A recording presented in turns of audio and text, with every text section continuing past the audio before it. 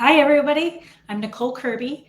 Welcome to our first edition of the Ask CESO webinar. Because this is our first episode, please bear with us if we're a little rough. We'll get smoother as we do this. First, a little bit about CESO. CESO is the Center for Effective School Operations. We provide school district support services. So in addition to communications, we have transportation, finance, HR, and technology services.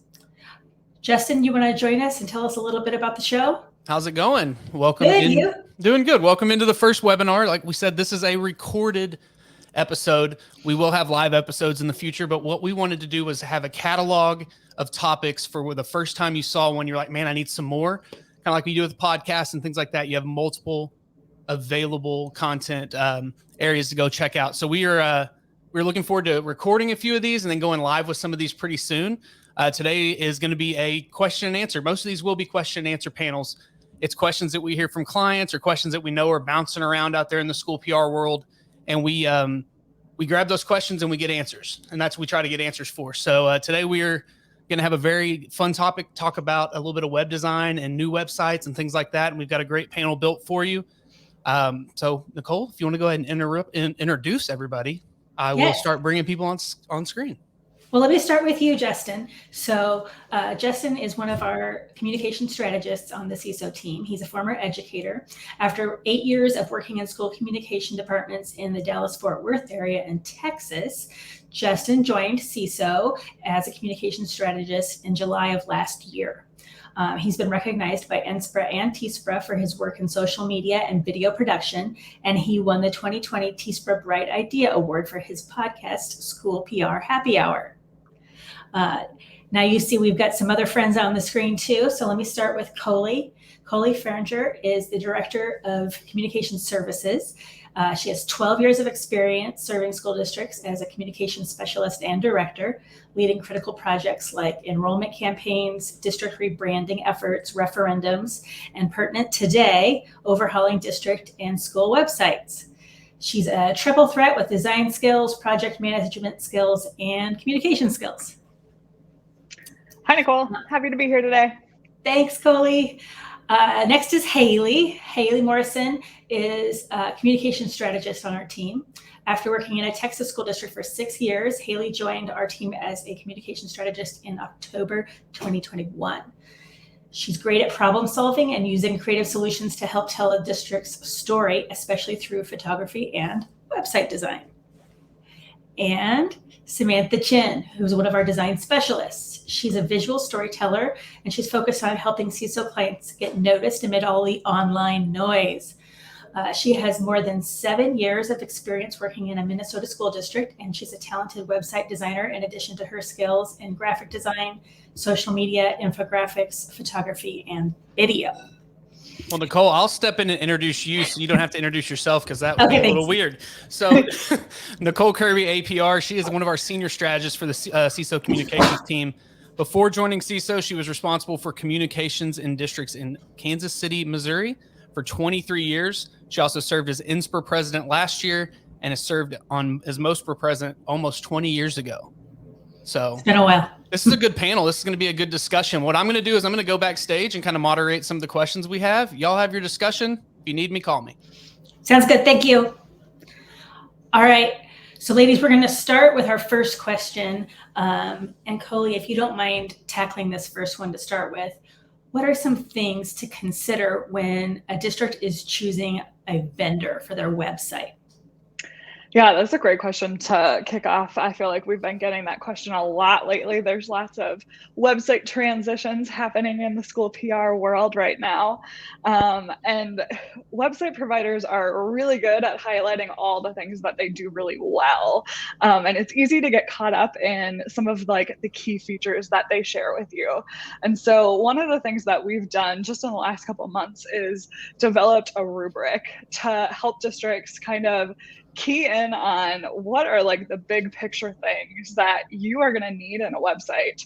And that will really help you make the best decision for your district. There's lots of great content management systems, CMSs out there, and a couple that are specific in school districts, and they all do a really great job. And it's really about identifying what what are the key things that you want in a website. And so a couple of the highlights on our rubric, we have broke it out into 13 different categories to kind of help you consider, what do I need to focus on? What are the things that I should be asking when I sit down and meet with these content management systems? And a couple of the things that we like to focus on is functionality. Things like the calendar, the staff directory, the news sections. Are those functions that are going to work for your district? Some bigger districts are going to need maybe some more specifics, right? Like they might need multiple news sources that are out there. Smaller districts might not need to worry about some of those things. Another big thing is page editing settings. Like if I'm a big district who has, some of the big districts have 60, 75 plus web editors out there editing pages. So can I lock that down so that if Haley's working at a school, I'm only giving her access to the site that she needs or the pages that she needs? So we ask some of those functionality questions within the rubric. Another big one to consider is the vendor's process and timeline, especially if you're in a district who maybe has a contract ending with your current website provider and you need to move over by a certain date. This is a good thing, obviously to talk to your new provider about. Can they meet the timeline? Is that going to impact, the type of template that I choose, or can I do a custom website page within that timeline? That's a big piece to consider, especially because a lot of school districts tend to launch around the same time, and so making sure that fits with what you're looking for. And then the other big thing that I think tends to maybe sometimes get forgotten from the communications point of view is the technical requirements. So does the system connect with your staff and student information systems? What does their file management look like? A lot of, maybe not a lot, some of the CMSs that I've worked with, it's just one big long folder and it gets really messy in there once you have multiple people uploading photos and PDFs. So checking out some of those things that are going to make your life easier on the long run. And also, are there other integrations that you're looking for in a CMS? Some of them now have the ability to send newsletters, some of those specialty type integrations that will allow you to get rid of maybe other platforms that you're using and really focus on one system and having everything in one place. Those are all things that are just part of the rubric that we've developed. Obviously, we have 13 different categories and we go into depth in each of them with different questions to consider. So if you want a copy of the rubric, just reach out to me. I think Justin dropped my email at the bottom of the screen here. I'm happy to share that with you and chat more about websites. What else did I miss about that? Anybody else have anything to add about choosing a vendor in your experience? When you talked about being able to lock it down, that was one of the big things in my district that I was in before CESO. We wanted to be able to make sure that even when we gave people editing rights, we still maintained our professional branding on the site. And so it was nice to be able to lock that down so that somebody with good intentions, thinking that they were making it more flashy, might unintentionally kind of mess up the brand consistency, and if I'm honest, sometimes uglify it. So absolutely, it happens a lot. Yeah. Okay, next question. So a lot of times when we do these projects, we just touched on the fact that you've got different editors. You've got to get different people involved in the process of redoing a website. So who should be on that team? Who should get involved? Coley? Yeah, that's a great question. I think it's important to pull together kind of what your website team is going to look like from the start. A lot of people will start just with their communications team. Sometimes that's just one person, and one person cannot do the heavy lift of transferring a whole website or creating a new website. Some people with some larger communication teams might need to identify 2 or 3 people to help focus on it. So I think identifying within your communication and marketing team who is going to support the website, and then thinking outside of that. So who else in the district is somebody who's going to want a key say in this? A lot of the times that's a superintendent or an assistant soup who's going to want a little bit of oversight and insight into what is happening with the website. So making sure that you have those people on board, especially for key milestones with throughout the website journey, and just making sure everybody's on the same page right off the bat, I think is really important. The other people not to forget about is your tech team. While the communicators tend to run a lot of the websites, tech has a lot to do with the integrations of systems. So, pulling the staff directory from your staff information system into the website, helping or making sure that the DNS is ready to go when you're transferring from your current site to your next site. Just making sure that you have 1 or 2 people in tech who are experts on the tech side to be able to help you out will make your life so much easier. And then thinking about, do you have capacity within your team? Especially some of the smaller districts who only have 1 or 2 people. It might be hard to transfer a whole website along with all the other school PR hats that we're wearing throughout our days and our weeks. And so reaching out to somebody like us to help with the transition or just key parts. We've done that with multiple districts. Some districts we've just helped literally transfer over content. Some we've helped more with like the strategy and navigation. And some we've done the whole redesign with them, and we've walked hand in hand with their communication director to launch a new site. So thinking really truly about capacity and how much time this might take you will help you kind of determine that team. And then the other groups that we obviously want to get involved are your stakeholders. So not necessarily on the internal side of the website, but you want to make sure that you are engaging staff and your families and your students before you start the redesign, because they're going to give you valuable insights into what your site's going to look like. Yes. That's so true. And I found that not only was it important, we did surveys and focus groups to engage those folks and find out what they needed. But one of the things that we really learned in the process was that we needed to include the people who were going to be our editors at the building sites and in the different departments and get their input about what they needed. Absolutely. We did that at my last district too. And we even broke down like, these are the 2 final CMS providers we're considering, and we had them in for like mini demos on like the calendar and the posts or like their news sections of like, which one do you think is easier? Because you're the people who are going to be using this. Like, we would be happy with either of these. So getting their input is always really important. Yes, exactly. One thing to add there too, I just want to harp on what Coley was talking about, just making sure to take the time initially at the start of this project to really look at the capacity of your team. And realistically, like she said, we're wearing a lot of hats. So make sure when you're looking at kind of your annual calendar and where this project is going to fit in, to really take a look at, do your team have the capacity, and who else do you need to bring into the room to make sure that you can get this done on your deadline, because it really is a big project. And so just being strategic about that in the beginning before you start the project is, I think, really important. Exactly. That kind of takes us nicely into the next question, talking about when will you have capacity takes us to the question about what's the purpose of this website, what's it for? And so as you're doing that, thinking through the process, what is your website for, and who is it for? Haley, do you mind tackling that? Yeah, absolutely. Yeah, that is the question, right?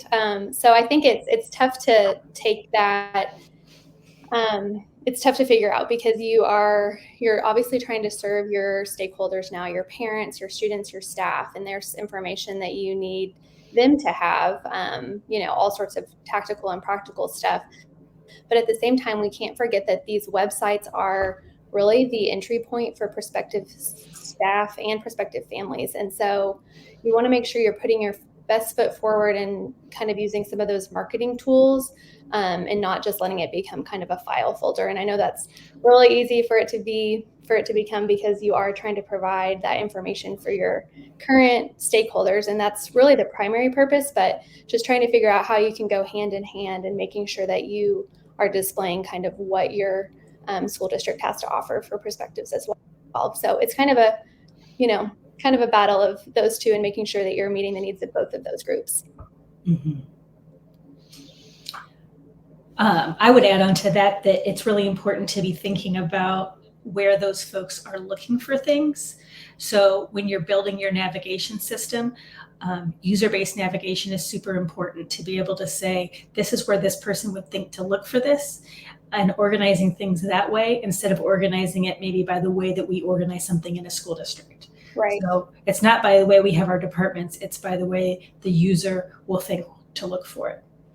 Right, exactly. And I think that goes back to those perspectives because they don't know how your school district is organized. They don't really know the inner workings. And so you have to, kind of tell that story about, what you offer and how they would maybe approach that and what they're looking for.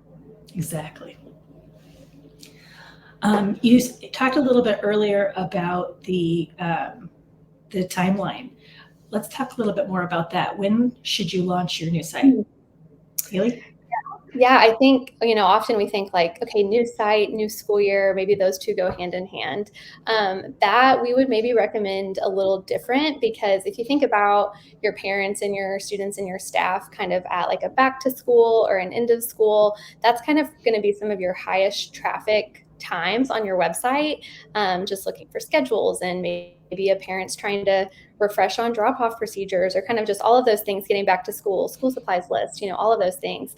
So if you take that opportunity to swap everything up and kind of give them new navigation and things are located in an all new place and you have this, new great look, which is all exciting, it might just add a little bit more turbulence to the start of your school year or maybe the end of your school year. So we would actually recommend kind of looking at some of maybe your quieter times, perhaps like, just mid-semester, like maybe after a fall break when people are settled back in the school year a little bit, just kind of in the group of things, to kind of maybe quietly launch this site. Not necessarily that you're not going to promote it and help your stakeholders, find what they're looking for in a good way, but that maybe it wouldn't become as much of a shock when the stress of back to school or the stress and excitement of the end of school is happening all at the same time, because that can just be kind of a lot of change for people when they're trying to get back into a new school year. So that would be kind of maybe our recommendation. And I know it's a little counterintuitive because when you're really excited to launch this like brand new gorgeous site and all that comes along with it, all these new features for your families and things you're excited about, you think, oh, what's more exciting than the start of school? But that might add a little bit more stress to you and your team, especially, we've talked about that capacity. And if you're a small team and you're the only person that kind of deals with maybe those troubleshooting issues and helping parents find what they're looking for, that just could be something to consider when you looked for your project timeline. Yeah, and Haley, I think you're spot on there. I think the other thing is in the summer, parents tend to check out. They're not going to be paying attention to any communication that you might send out about, hey, we're getting a new website. Whereas come October, November, they're going to be a little bit more checked into their regular communication channels. They might be, seeing the emails come through, or they might be checking social media more regularly, where they might see an update saying, oh, hey, my school is going to get a new website and these are some things I can look for. So I think also thinking about when you have the attention of those key stakeholders that are going to be affected most by the website is another important consideration. Yes, absolutely. One thing is that it's important to do is be realistic about how long the process is going to take. I know when we first went into our last cycle, I was maybe not as realistic as I should have been and had to extend the window. And so I learned from that experience. How long do you think that the redesign process should ideally take? Haley? Yeah, that's a big question, because it really kind of depends on what you're looking to do from an overall project standpoint. I mean, obviously, you're looking at getting a new website, but what exactly does that mean? Are you just planning to maybe change up the look, but keep pretty much all of the content and photos and navigation the same? Or are you trying to use this opportunity to really kind of overhaul what your website is? Kind of going back to that, earlier question, what's the purpose of your website? Maybe you've found that your website has become kind of more of a file folder for just prospective families, but you want to dress it up and make it more, for perspective. And so all that to say, I think you really have to look out kind of what your internal goals are for this website.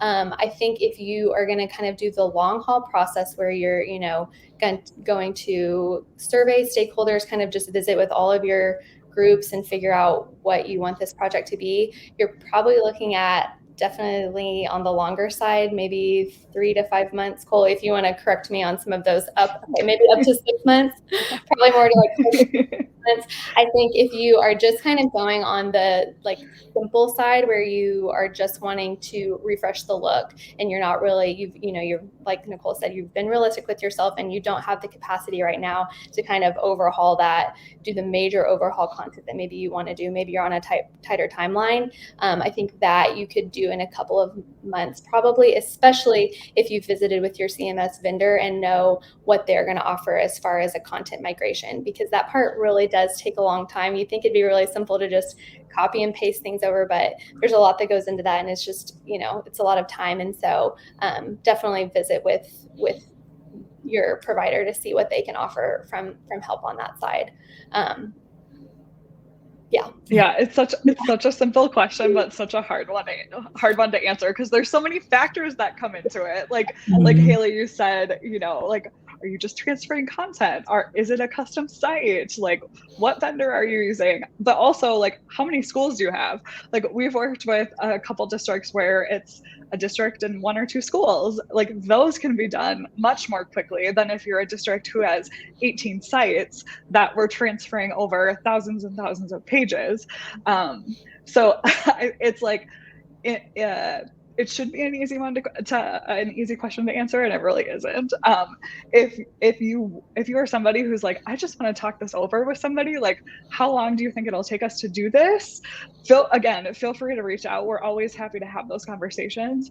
But it's a hard one to answer because there are so many factors that kind of fall into how long does the redesign take? Well, it depends on all of these things that we just talked about.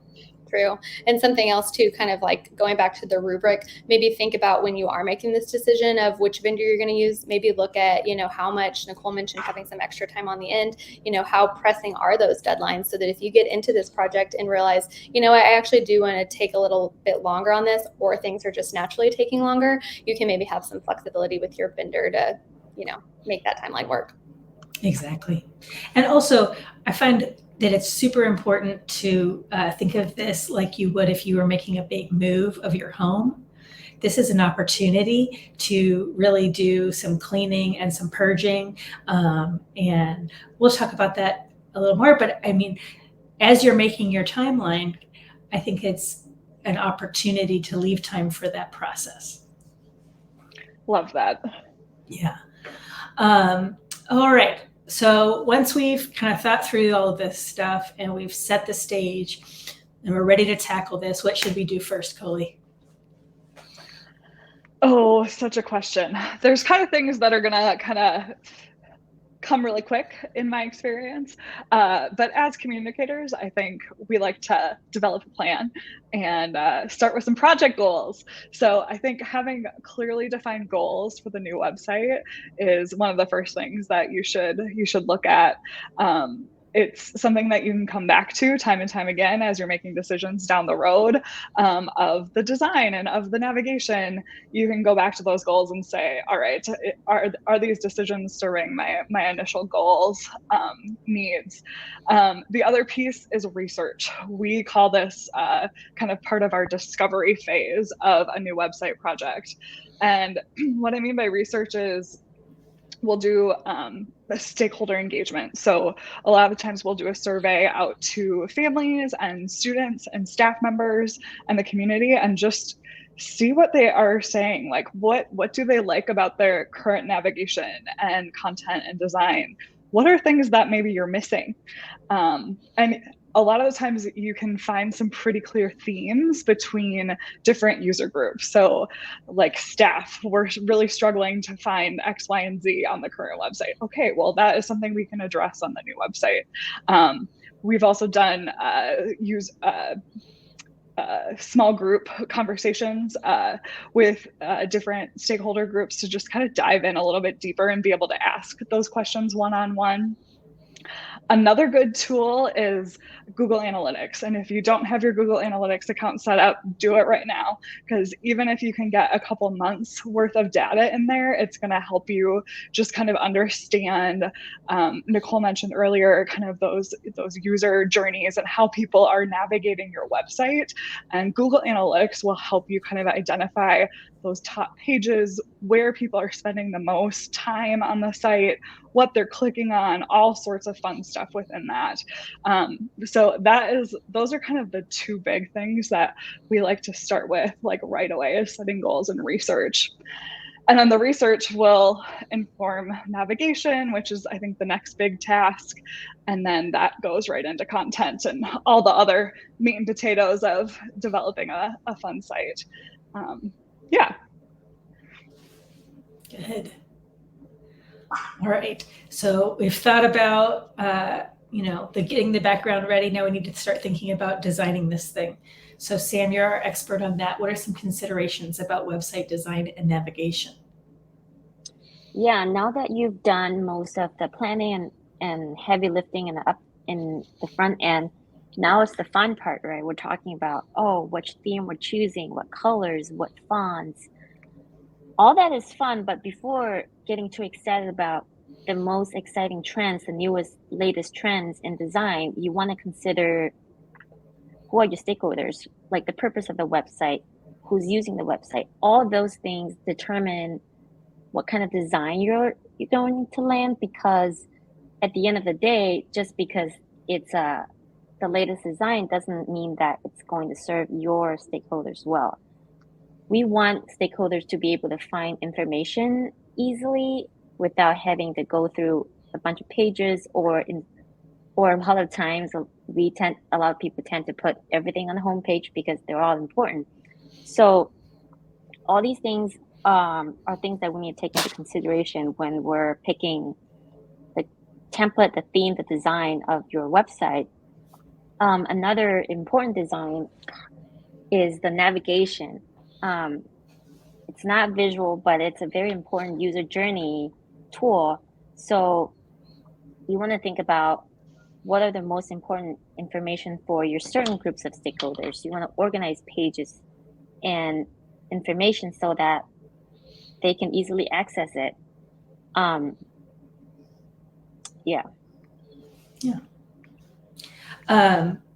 You mentioned how people tend to want to put everything on the homepage. I find that that's one of the big conversations that a district needs to have internally, and kind of come to terms with the fact that not everything can go on the homepage. You can find ways to do that, but if you clutter up your menus and you clutter up with a list of quick links that has 20 things on it and isn't quick at all, then you make it really hard for your user to find what they need. And kind of the purpose of having all those things front and center gets diluted because none of them are easy to find. So by having that really streamlined navigation, like we've been talking about, you make it possible for people to find things. And so having to explain that to somebody on your team who says this has to be on the front page, it's so important, helping them understand that the best way for people to find important content is to have a really easy navigation system, and that probably doesn't mean on the front. Yeah. I feel the quick links comment, Nicole, just made me giggle, because I feel like every district we've worked with this year, it's been like a minimum of 15 or 20 things in the quick links. I'm like, it's not quick anymore. It just needs to be called links. Yeah. One more. Oh, go sorry, ahead. Coley. No, you go. I'll go after you. I think one of the other things that Sam and I talk about a lot is not necessarily choosing the like trendiest design of like, you know, there's always going to be trends coming and going. And in big organizations who are able to, you know, have a full website team and transfer. I mean, some big organizations update their website every year or two. School districts, that's not realistic. And so I think thinking about your brand and what is true to your brand is a good place to start. I also think considering your expertise. So if you have somebody on your team who's a really good photographer and you're going to have a lot of really high quality photos, then maybe you want to lean into a template that is a little bit more photography heavy.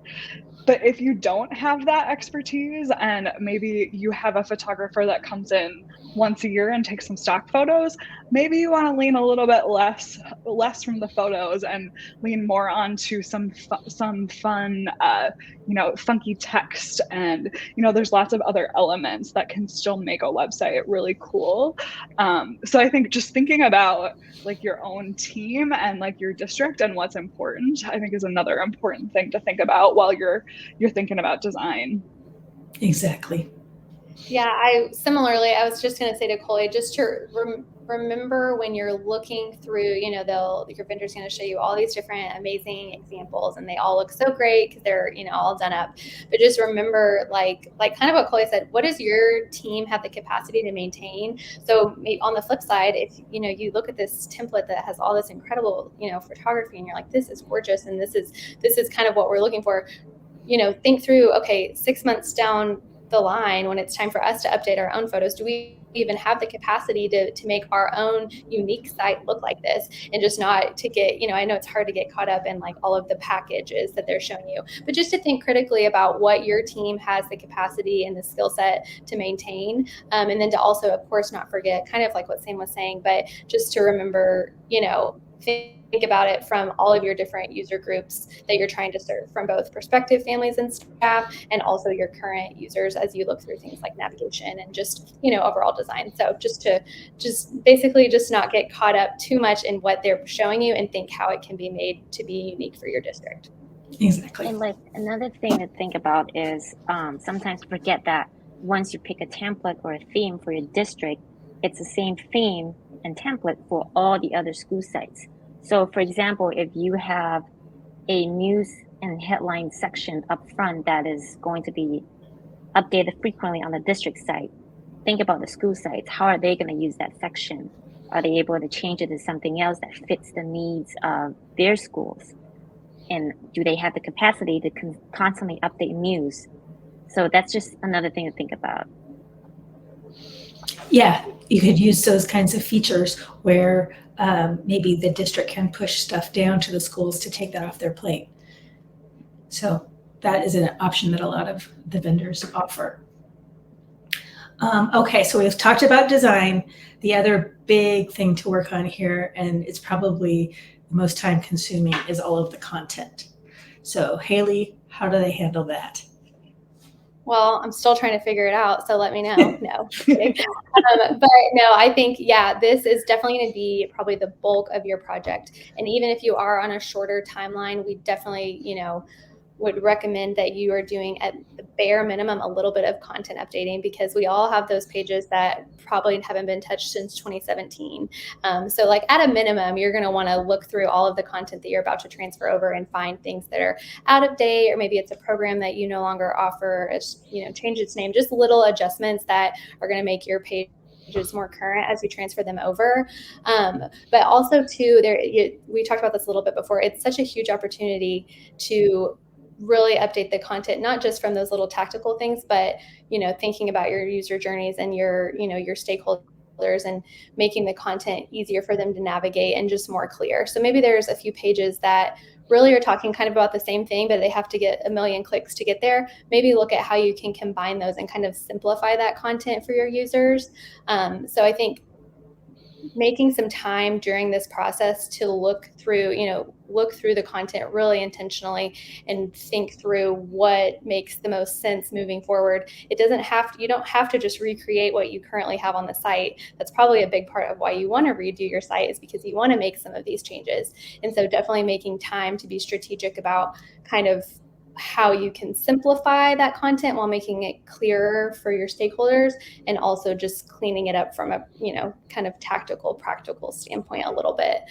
So definitely want to take the time to do that before you're actually migrating the content over. We like to involve all the different people who are kind of subject matter experts, if you will. Maybe it's the the principal at the middle school who just knows what's going on in every aspect of the campus, and they're going to work with you to update that content.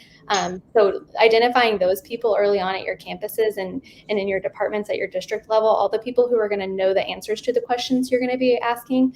Do we still offer this? Is this information correct? Setting up a system with them to make sure that content's updated. And then, from a communications perspective, I would say that's probably when you would step in and kind of simplify, maybe rewrite it in a more user-friendly way. But definitely having to work with your team initially, pretty early on in the process to get that stuff updated is going to help you out in the long run for sure. Yes, so true. All right, so now one of the other big things that we have to think about here is making sure that everybody has access to the content that we have on our websites, and they can see it and understand it. That's our kind of, that just aligns with our values as school communicators to make sure we do that, but it's also the law. Sam, can you share with us a little bit more about how we can be in compliance with the Americans with Disabilities Act? Yeah, so a lot of people still are not sure what ADA compliance means. It's short for the Americans with Disabilities Act Standards for Accessible Design. What that really means is making sure that everything that's electronic on your website, information, technology, to be accessible to those with disabilities. It could be visual, auditory, or like any other physical limitations. I actually had a chance to go through a very brief simulation of if you were visually impaired visiting a website, what that experience feels like. And that experience really changed how I look at websites. So making sure a website is ADA compliant is kind of a passion of mine. So the question is, how do we comply?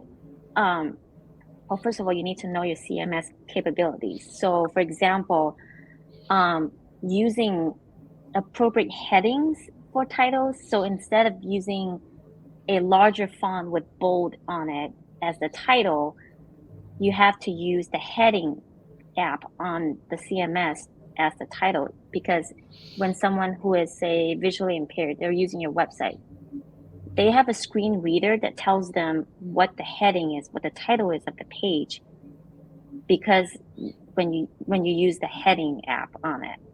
So that's just one example. Another one that is I see a lot of districts using it is tables. Tables are not easy to create on websites, so a lot of times we use an image. When you use an image, someone who cannot see it, the screen reader would not be able to read what the content is. So as much as we would like to make a very, very pretty table, we should use the table app that's on CMS so that it's accessible to everyone. And another one that is people are still catching on is using alternative text for images.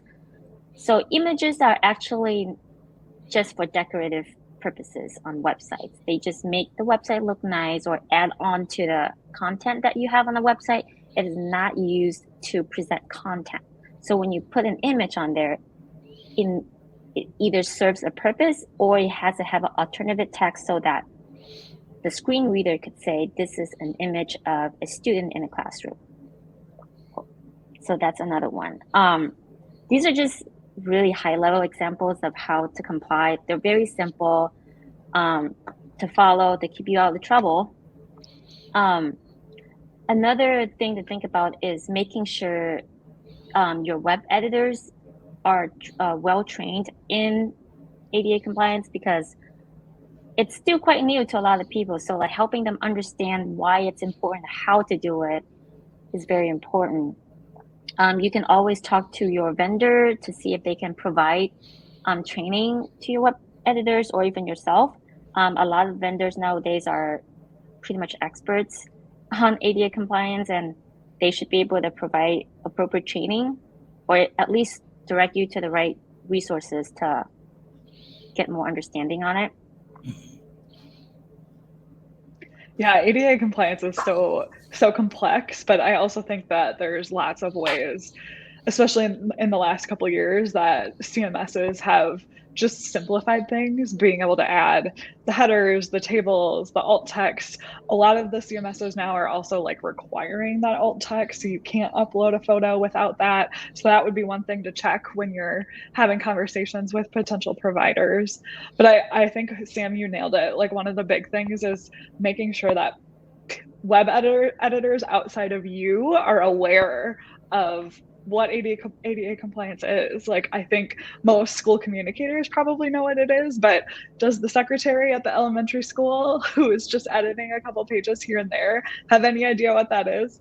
Probably not. So at my last district, we would do a couple trainings every year with all those web editors. And one of the things we'd always bring up is ADA compliance, because it's not at the front of their job. It's not something that they're focusing on. And so just providing a little bit more information. Most of those people want to do it right and make sure that it's accessible. You just have to give them the tools to be able to do that. Another thing that's important when we're thinking about accessibility is to try to get away from a tool that a lot of us have really loved on our websites for a long time, which is PDFs. Oh, yes. PDF files are real easy for someone to create and upload on a website. But in addition to maybe having a whole different look and feel that doesn't match your professional branding, they're not accessible. They may be hard for someone with a screen reader to read. They may be hard with someone who's trying to translate the website to access. They're also hard for somebody who is accessing your website from a mobile platform to see properly. So as much as possible, you need to start getting away from PDFs. And if you've got a lot of content on PDFs, this transition is a good opportunity to start making that shift. So, all right. So we've thought about the purpose of it. We've figured out our design. We've figured out our content. We've made it accessible. Now it's time to launch. What do we need to do before we launch, Coley? Well, one of the things I just talked about was training. We need to make sure that somebody outside of you also knows how to update the website. For a lot of districts, that means you will have your web editors and have them come in and do a little training. Sometimes in some smaller districts, it's just only a handful of people. We like to handle training kind of on a one-to-one basis. There's some CMS platforms that provide really good online training for people, and take advantage of those. Those are great to have access to, so anybody can pop into those. We also love to do kind of the one-on-one trainings or small group trainings of, hey, you school secretaries are all responsible for your calendars and for updating your announcements. So let's do a training just with those two things on your website and get them really in depth of all of the questions that they might have. And then we can take the people who might just be responsible for updating a page or two every 6 months. We can take them and just show them how to update a simple page. So I think the more personalized you can make that training to those different groups, it might be a little bit more work for you on the front end, but I think in the long run, those people will have less questions. So making sure people are trained, I think, is one of the big things. The next thing is kind of that pre-communication. So before the website launches, you should be telling people, you should be getting them excited that, hey, there's this new website coming. These are the things we're really excited about. We heard from you in the stakeholder surveys that we did last fall that you wanted X, Y, and Z. And so this is what's coming on the new website. So helping people get excited about that. And then I think also preparing some communication for around launch date of, hey, the website's launched. Here are some things that you can go look at. These are some common links that you might need. Really helping people ease that transition, because we know change is hard for people. They're going to complain no matter what. I think one of my favorite examples of this is we had done a changeover in May for a district, and it was right around graduation time, and there was all these graduation timelines and deadlines and all these things that were happening for high school graduation.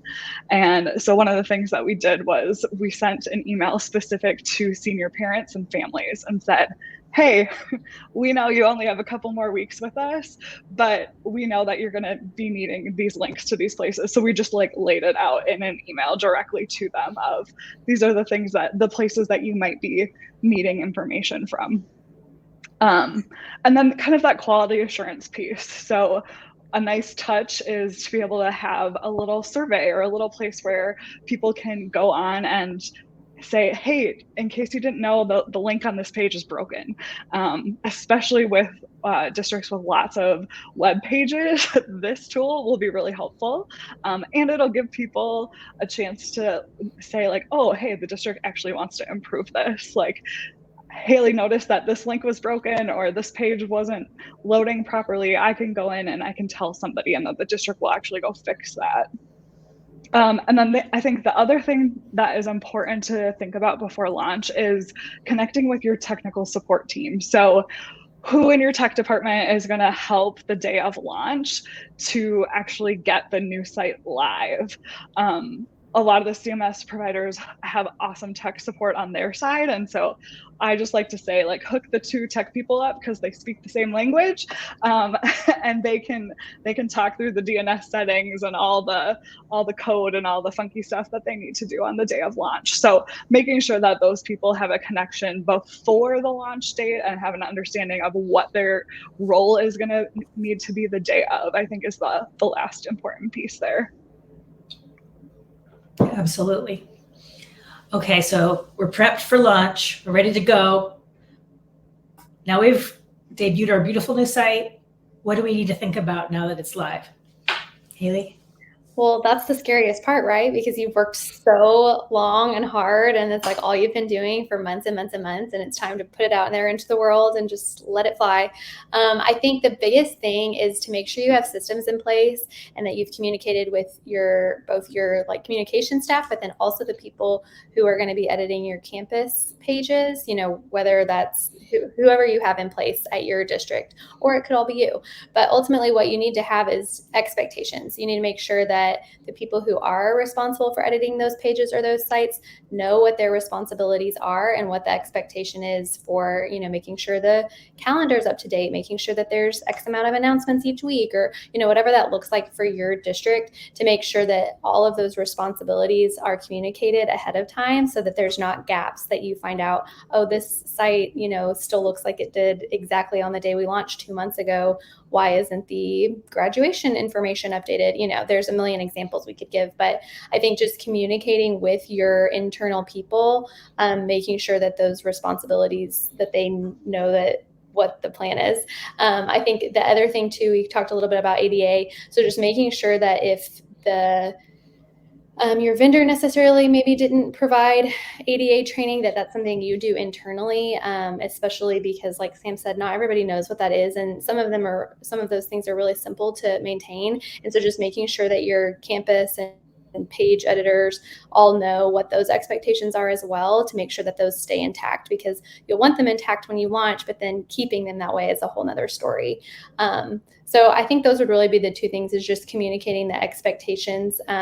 Nicole, you talked about this a little bit ago too, making sure that brand for your district stays intact. And there's a lot of ways you can do that, whether it's just, you know, communicating clearly about the do's and don'ts for your page editors or your campus web editors, but also there are some ways to kind of lock down, like Nicole was talking about, kind of lock down some of those areas. Maybe the homepage is something that nobody outside of you and your communications department really needs to mess with at all. And so nobody has access to that, because that's going to kind of be like your, you know, homepage marketing tool. And so maybe it really is just taking some time to lock things down from a editing rights perspective, and just giving people what they need from an informational standpoint, but that you kind of have the lock on the branding. So yeah, those would be, I think, the biggest things is just communicating expectations and responsibilities and roles out ahead of the launch so that everyone knows what they're responsible for moving forward. Exactly. Yep. And having that plan in place for how you're going to handle all that is going to be so key going forward.